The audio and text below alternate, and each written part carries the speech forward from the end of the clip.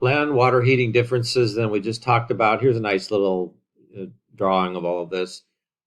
Um, Continentality up in the upper left, just adding a few things that aren't expressly said in the previous slide. The temperature conditions are more extreme. Land warms and cools rapidly. And in marine environments, they're more moderate. Water cools and warms very slowly.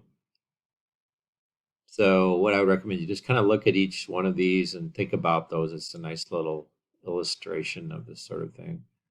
Um, One point over on the middle left side of the slide is less evaporation lowers the latent heat transfer.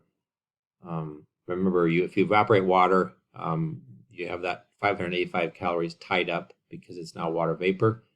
And it took those 580 calories of heat to do that. And then later, when you have condensation of that water somewhere else, that energy is released again.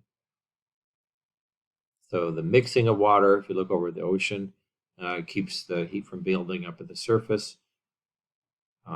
Greater latent heat of heat tied up over ocean basins keeps it from being so warm there. Lots of factors going on there. Just a nice little summary of what we saw before.